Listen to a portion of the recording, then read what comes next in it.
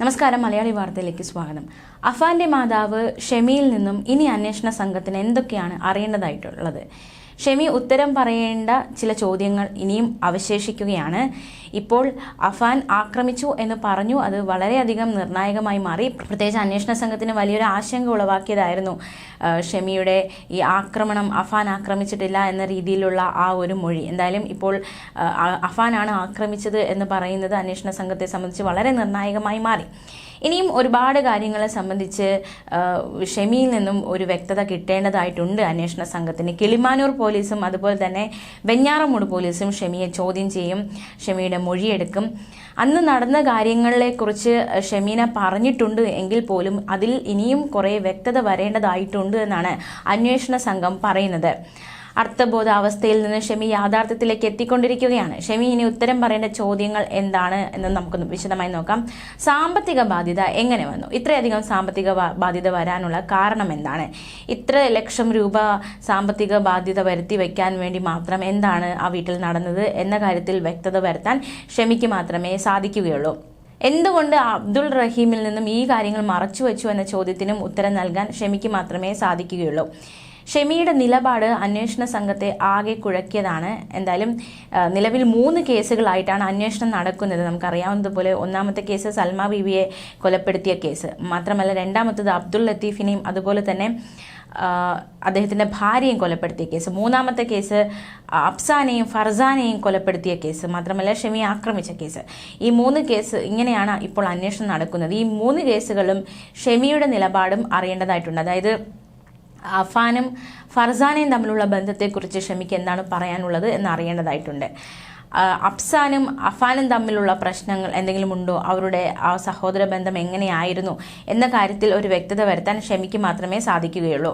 മാത്രമല്ല ഈ അബ്ദുൾ ലത്തീഫ് ഉപദേശിക്കുമായിരുന്നു, അബ്ദുൾ ലത്തീഫ് പരിഹസിക്കുമായിരുന്നു, അദ്ദേഹം പണം ചോദിച്ചിട്ട് നൽകിയിട്ടില്ല എന്ന കാര്യത്തിൽ എന്നൊക്കെ അഫാൻ മൊഴി നൽകിയിട്ടുണ്ട്. അപ്പോൾ ഈ അബ്ദുൾ ലത്തീഫുമായിട്ട് അഫാൻ എന്തെങ്കിലും ഇത്തരത്തിലുള്ള പകയുണ്ടോ, അല്ലെങ്കിൽ മറ്റെന്തെങ്കിലും പകയുണ്ടോ, അല്ലെങ്കിൽ അബ്ദുൾ ലത്തീഫ് ഈ കുടുംബവുമായിട്ടുള്ള ആ ഒരു ഇത്തരത്തിൽ പരിഹാസങ്ങൾ ഉണ്ടായിട്ടുണ്ടോ എന്നതടക്കമുള്ള കാര്യങ്ങളിലൊക്കെ ഒരു വ്യക്തത വരുത്താൻ ഷെമിക്ക് മാത്രമേ സാധിക്കുകയുള്ളൂ.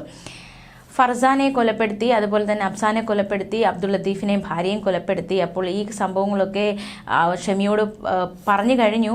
എന്തായാലും ഇവരുമായിട്ടുള്ള അഫാന്റെ ബന്ധം എങ്ങനെയായിരുന്നു എന്ന കാര്യത്തിലും ഒരു വ്യക്തത വരുത്താൻ ഷെമിക്ക് മാത്രമേ ഇനി സാധിക്കുകയുള്ളൂ.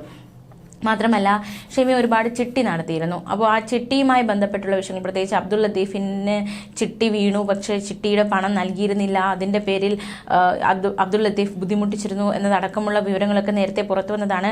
ആ കാര്യത്തിലെ വസ്തുത എന്താണ് എന്ന് ഷെമിക്ക് മാത്രമേ ഇനി പറയാൻ സാധിക്കുകയുള്ളൂ.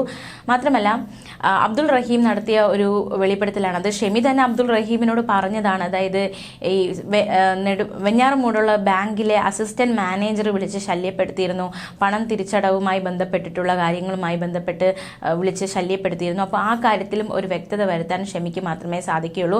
അത്തരത്തിലൊരു ഭീഷണി ഉണ്ടായിട്ടുണ്ടോ, ഏത് രീതിയിലായിരുന്നു ഭീഷണി, അത് ഈ ഒരു സാവകാശം നൽകാതെ ഭീഷണിപ്പെടുത്തുകയായിരുന്നോ എന്ന കാര്യങ്ങളിലൊക്കെ ഒരു മറുപടി പറയാൻ ഷെമിക്ക് മാത്രമേ സാധിക്കുകയുള്ളൂ. ആ കാര്യത്തിലും ഒരു വ്യക്തത വരേണ്ടതായിട്ടുണ്ട്. അപ്പോൾ ഒരുപാട് കാര്യങ്ങളിൽ ഇനി ഷെമി മറുപടി പറയേണ്ടതായിട്ടുണ്ട്. ഷെമിയിൽ നിന്നും ഒരുപാട് കാര്യങ്ങൾ അറിയേണ്ടതായിട്ടുണ്ട്. ഇത്രയും വലിയ ആക്രമണങ്ങൾ നടന്നിട്ടും മരണത്തിൽ നിന്നും ജീവിതത്തിലേക്ക് തിരിച്ചു വന്നിരിക്കുകയാണ് ഷെമി. അപ്പോൾ തീർച്ചയായിട്ടും ഷെമിയുടെ നാവിൻ തുമ്പത്തുള്ള ഒരുപാട് രഹസ്യങ്ങൾ, ഒരുപാട് സത്യങ്ങൾ അതിനി മറച്ചു വയ്ക്കാൻ ഷെമിക്ക് കഴിയില്ല എന്നത് തന്നെയാണ് യാഥാർത്ഥ്യം.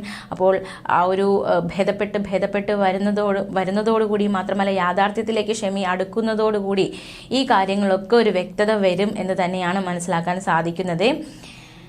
സൽമ ബീവിയുമായി ബന്ധപ്പെട്ടുള്ള കേസിൽ, അതായത് സൽമ ബീവിയാണ് ആദ്യം അഫാൻ കൊലപ്പെടുത്തിയത്. അപ്പോൾ സൽമ ബീവിയുമായി, മുത്തശ്ശിയുമായി അഫാന്റെ ബന്ധം എന്താണ്? അല്ലെങ്കിൽ അഫാൻ സ്നേഹത്തിലായിരുന്നോ, അതോ ഇത്തരത്തിൽ ഒരു പകയുണ്ടായിരുന്നോ, അതോ മാല കിട്ടാത്തതിൽ അല്ലെങ്കിൽ മാല ചോദിച്ചിട്ട് തരാത്തതിനാലാണ് ഇത്തരത്തിൽ ആക്രമിച്ചത് എന്ന് പറയുന്നുണ്ട്. അപ്പോൾ ഈ മാലയുമായി ബന്ധപ്പെട്ട് നേരത്തെ പ്രശ്നങ്ങൾ ഉണ്ടായിട്ടുണ്ടോ എന്ന കാര്യങ്ങളിലൊക്കെ ഒരു വ്യക്തത വരുത്താൻ ഇനി ഷെമിക്ക് മാത്രമേ സാധിക്കുകയുള്ളൂ. എന്തായാലും ഈ കൊലപാതകങ്ങളിലെല്ലാം ഈ കൊല്ലപ്പെട്ടവർ ഉള്ളവരും അഫാനും തമ്മിലുള്ള ബന്ധം അല്ലെങ്കിൽ അവരോട് ഇത്രയും ശത്രുത വരാനുള്ള കാരണം ഷെമിക്കും നിരവധി കാര്യങ്ങൾ അറിയാമായിരിക്കും. ഷെമിയുടെ ആ ഒരു വെളിപ്പെടുത്തലും വളരെ നിർണായകമായി ഈ കേസിൽ മാറും. മാത്രമല്ല അറിയേണ്ട മറ്റൊരു കാര്യം, മൂന്നാമതൊരു വ്യക്തിയുടെ ഇടപെടൽ ഈ കേസിൽ ഉണ്ടോ എന്നതാണ്. അതായത് ഇപ്പോൾ ഈ സാമ്പത്തിക ഇടപാടുമായി ബന്ധപ്പെട്ടുള്ള കാര്യങ്ങളാണ് കൊലപാതകങ്ങളിലേക്ക് നയിച്ചതെന്ന് പറയുന്നുണ്ട്. അപ്പോൾ മറ്റെന്തെങ്കിലും ഒരു ഇടപെടൽ മൂന്നാമതൊരു വ്യക്തി ഈ ഒരു സംഭവവുമായി ബന്ധപ്പെട്ടുണ്ടോ എന്നൊരു ചോദ്യം ഇവിടെ ശക്തമാകുന്നുണ്ട്. അതിലും ഒരു വ്യക്തത വരുത്താൻ തീർച്ചയായിട്ടും ഷെമിക്ക് മാത്രമേ സാധിക്കുകയുള്ളൂ. അങ്ങനെ ആരെങ്കിലും ഉണ്ടോ എന്നും ഷെമിയിൽ നിന്നും ചോദിച്ചറിയേണ്ടതായിട്ടുണ്ട്. എന്തായാലും ഈ ചോദ്യങ്ങൾക്കൊക്കെ ഇനി ഉത്തരം പറയാൻ ഭൂമിയിൽ ജീവിച്ചിരിക്കുന്ന ഒരേ ഒരു വ്യക്തി ഷെമിയാണ്. ഷെമിയിൽ നിന്ന് തുടങ്ങിയ ആക്രമണ പരമ്പരയാണ്. ഷെമി മാത്രമാണ് ഇപ്പോൾ അവശേഷിക്കുന്നത് അഫാൻ ലക്ഷ്യമിട്ടവരിൽ. തീർച്ചയായിട്ടും അപ്പോൾ ഷെമിക്ക് ഒരുപാട് കാര്യങ്ങൾ വെളിപ്പെടുത്തേണ്ടതായിട്ടുണ്ട്. കിളിമാനൂർ പോലീസും വെഞ്ഞാറമൂട് പോലീസും ഷെമിയുടെ മൊഴിയെടുക്കും. എന്തായാലും ഷെമിയുടെ മൊഴിയെടുക്കാനാണ് പോലീസിന്റെ നീക്കം. എന്തായാലും മൊഴി രേഖപ്പെടുത്തും. അപ്പോൾ നിരവധി കാര്യങ്ങൾ കൂടി പുറത്തു വരും. അതേസമയം ഷെമി കഴിഞ്ഞ ദിവസങ്ങളിലൊക്കെ നടത്തിയ നിർണായകമായ വെളിപ്പെടുത്തലുകൾ, അതിൽ ഏറ്റവും ശ്രദ്ധേയമായ ഒരു വെളിപ്പെടുത്തലാണ് ആത്മഹത്യ ചെയ്യാൻ നിശ്ചയിച്ചിരുന്നുവെന്നും അതിനായി ഇളയ മകനുമൊത്ത് യൂട്യൂബിൽ വീഡിയോകൾ കണ്ടിരുന്നതായും ഷെമി പറഞ്ഞു.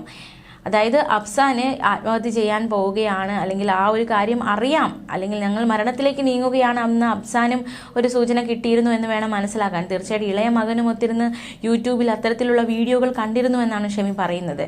ഷെമിയെ വെഞ്ഞാറമൂട് കുറ്റിമൂട് പ്രവർത്തിക്കുന്ന സംരക്ഷണ കേന്ദ്രത്തിലാണ് താമസിപ്പിച്ചിരിക്കുന്നത്. പെരുമലയിലെ തെളിവെടുപ്പിന് കഴിഞ്ഞ ദിവസം അഫാനെ എത്തിച്ചിരുന്നു. ഈ വർഷങ്ങൾക്ക് ശേഷം കഴിഞ്ഞ ദിവസം അബ്ദുൾ റഹീം തന്റെ മകനെ കണ്ടു. 4 മീറ്റർ അകലെ നിന്ന് ജംഗ്ഷനിൽ ഗതാഗതക്കുരുക്കിൽ നിർത്തിയിട്ടിരുന്ന പോലീസ് ജീപ്പിലായിരുന്നു അഫാൻ ആയിരുന്നത്. കൂട്ടക്കൊല വിവരം അറിഞ്ഞ് നാട്ടിൽ തിരിച്ചെത്തിയ അബ്ദുൾ റഹീം മകനെ കാണാൻ താല്പര്യമില്ലെന്ന് മാധ്യമങ്ങളോട് പറഞ്ഞിരുന്നു. തന്നെ ഇന്നലെ മാധ്യമങ്ങൾ അദ്ദേഹത്തെ സമീപിച്ചപ്പോഴും മകനെ കാണാനോ അവന്റെ കാര്യങ്ങൾ അന്വേഷിക്കാനോ താല്പര്യമില്ലെന്ന മറുപടി തന്നെയാണ് അബ്ദുൾ റഹീം ആവർത്തിച്ചത്. അഫാനെ ഇന്നലെ 7 സ്ഥലങ്ങളിൽ എത്തിച്ചാണ് തെളിവെടുപ്പ് നടത്തിയത്. എന്തായാലും 3ാം ഘട്ട അവസാന തെളിവെടുപ്പാണ് കഴിഞ്ഞ ദിവസം നടന്നത്. ഇനി തെളിവെടുപ്പ് ഇല്ല. തീർച്ചയായിട്ടും ഇനി ഷെമിയുടെ ഒരു ചോദ്യം ചെയ്യൽ, മൊഴി രേഖപ്പെടുത്തലാണ് ഈ കേസിനെ സംബന്ധിച്ച് ഏറ്റവും നിർണായകമായി മാറുന്നത്. കുടുംബത്തെ ഇല്ലാതാക്കിയ മകനെ ഇനി ഒരിക്കലും കാണില്ലെന്നായിരുന്നു റഹീം പറഞ്ഞിരുന്നത്. എന്നാൽ തെളിവെടുപ്പിനായി അഫാനെ വെഞ്ഞാറമൂട് എത്തിച്ചപ്പോൾ പോലീസ് വാഹനം സിഗ്നലിൽ കിടന്ന സമയത്താണ് റഹീം മകനെ കണ്ടത്. അനുജനെയും പെൺസുഹൃത്തിനെയും കൊലപ്പെടുത്തിയ കേസിലും ഉമ്മയെ കൊലപ്പെടുത്താൻ ശ്രമിച്ച കേസിലും ഒക്കെ തെളിവെടുപ്പ് പൂർത്തിയായി കഴിഞ്ഞു. എന്തായാലും ഇത്തരത്തിൽ തകർന്നിരിക്കുന്ന ഈ ജീവിതം എങ്ങനെയെങ്കിലും ഒന്ന് കരയ്ക്കെത്തിക്കുക, അല്ലെങ്കിൽ അതിനെ തിരിച്ചു പിടിക്കുക. ജീവിക്കണമല്ലോ, അപ്പോൾ മുന്നോട്ട് പോകണമല്ലോ. അപ്പോൾ അത് ആ ഒരു യത്നത്തിലാണ് ഇപ്പോൾ അബ്ദുൾ റഹീം ആയിരിക്കുന്നത്. തീർച്ചയായിട്ടും അദ്ദേഹത്തെ ഒരുപാട് പേർ ഇപ്പോൾ ചേർത്ത് പിടിച്ച് രംഗത്ത് വരുന്നുണ്ടെന്നതും ഏറ്റവും ശ്രദ്ധേയമാണ്. അഫാന് നിയമം വിധിക്കുന്ന ശിക്ഷ കിട്ടണമെന്നും ഷെമിയെ തിരിച്ച് ജീവിതത്തിലേക്ക് കൊണ്ടുവരണമെന്നുമാണ് തന്റെ ആഗ്രഹമെന്നും അബ്ദുൾ റഹീം പ്രതികരിക്കുകയും ചെയ്തു. ഭാര്യയെ ആശുപത്രിയിൽ നിന്ന് ഡിസ്ചാർജ് ചെയ്തു. വീട് തുറന്നു കിട്ടാത്തതിനാൽ അങ്ങോട്ട് പോകാൻ പറ്റില്ല. ഒരു ആശ്രയ കേന്ദ്രത്തിലാണ് ഭാര്യ ഇപ്പോൾ താമസിപ്പിക്കുന്നത്. ഇനിയും 1 വർഷത്തോളം ചികിത്സ തുടരേണ്ടി വരും. എന്നാൽ എനിക്കിപ്പോൾ ജോലിയൊന്നുമില്ല. സാമ്പത്തികമായി വളരെ ബുദ്ധിമുട്ടിലാണ്. ഇവിടുത്തെ സാമ്പത്തിക പ്രതിസന്ധി എങ്ങനെ ഉണ്ടായെന്ന് അറിയില്ല. എനിക്കുണ്ടായ സാമ്പത്തിക പ്രതിസന്ധി വീടും സ്ഥലവും വിറ്റ് തീർക്കാമെന്നായിരുന്നു കരുതിയിരുന്നത്. കൊറോണയ്ക്ക് ശേഷമാണ് സാമ്പത്തിക പ്രതിസന്ധിയും ബാധ്യതയും ഉണ്ടായത്. അവസാനത്തെ 1.5 മാസം വീട്ടിലേക്ക് പൈസ അയച്ചു കൊടുക്കാൻ കഴിഞ്ഞില്ല എന്നതടക്കമുള്ള പ്രതികരണമൊക്കെ അദ്ദേഹം നേരത്തെ നടത്തിയതാണ്. ന്യൂസ് ഡെസ്ക് മലയാളി വാർത്ത.